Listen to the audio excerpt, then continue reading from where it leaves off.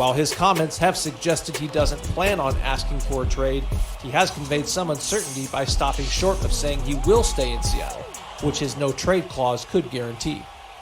And while the Seahawks would be hard-pressed to find a suitable replacement in a bad draft for quarterbacks, Pete Carroll has strongly hinted that they'll at least listen to trade offers, so you can't rule anything out entirely. There's just so much stuff that can happen, in the offseason. There's unpredictable stuff, but we're going to compete at every turn. This defensive team is just not getting it done. If they're giving up this type of yardage to opposing teams, it's going to be tough sledding for the Seattle Seahawks. New defensive coordinator Clint Hurtt vows to be more aggressive, and he believes Jamal Adams can get back to his 2020 production when he recorded a defensive back record 9.5 sacks. Fellow safety Quandre Diggs, a Pro Bowler in each of the last 2 years, tops the list of pending Seahawks free agents. Left tackle Dwayne Brown will also be a free agent, along with 2 other starters on their offensive line, both starting cornerbacks, and running back Rashad Penny, who started to shed his first-round bust label with a huge late-season surge. Rashad Penny breaks in at the line of scrimmage and takes off. Touchdown, Seahawks! Carroll has tried to temper expectations of a free agent spending spree, but they'll need to find upgrades to catch back up in a tough division that produced 3 playoff teams, including the Super Bowl champion Rams. The Seahawks don't have a first-round pick because of the Adams trade, but they've got more than $35 million in cap space.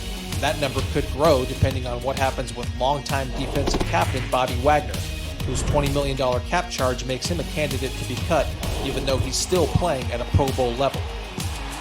We didn't plan for the season to go this way, and so obviously there's going to be some changes, and whether or not I'm part of those changes, I don't know.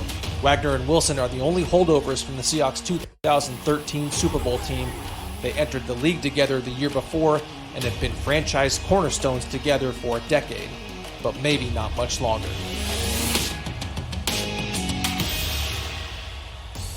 Thank you, Brady. So remember, Russell Wilson missed 3 games with a finger injury, so he went 6-8 last season. The first time in his career he failed to post a winning record. Also set career lows in total QBR and off-target percentage. But the Seahawks have a projected $38 million in cap space, as you know, so they do have some room to improve.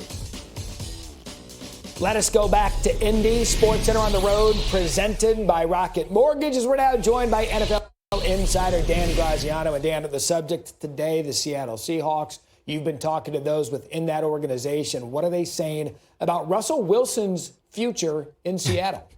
Well, one of the things they're saying is stop trading Russell Wilson on TV. Like, they're annoyed that we keep talking about this. Look, I mean, the Seahawks are proceeding as if nothing's going on, right? I mean, like, they're making plans with Russell Wilson as their quarterback. Pete Carroll came out and said as much the other day.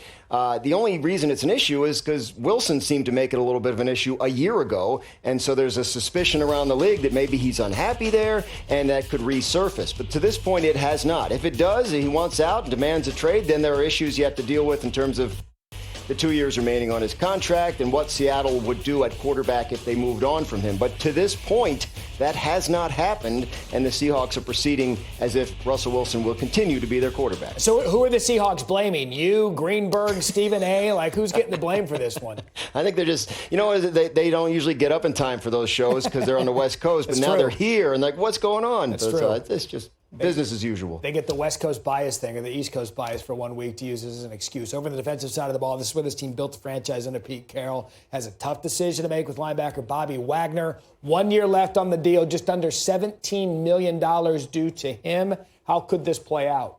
Look, they could extend him and reduce this year's cap hit, which right now is over $20 million, but he has to agree to that, and there could be an issue with regard to what's the right price for a linebacker who, yes, is a franchise icon, probable Hall of Famer, but about to turn 32, and does he want to come back for a price that makes more sense to Seattle than it might for him? So, you look at potential sort of surprise veteran cap cuts around the league.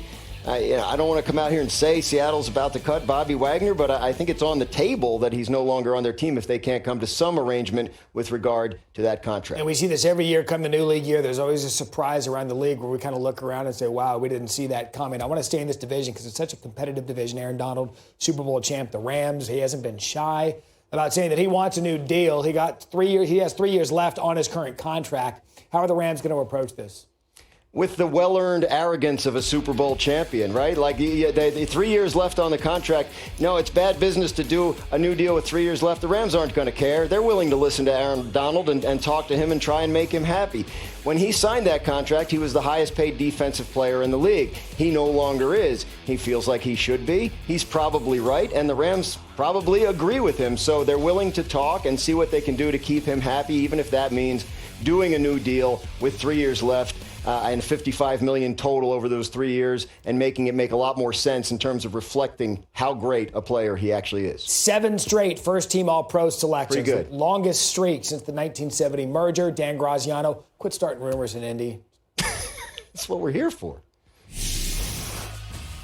Coming up, we're going to go back to Indy and have Adam Schefter join us. One thing we do need to note that there will be no badgering. And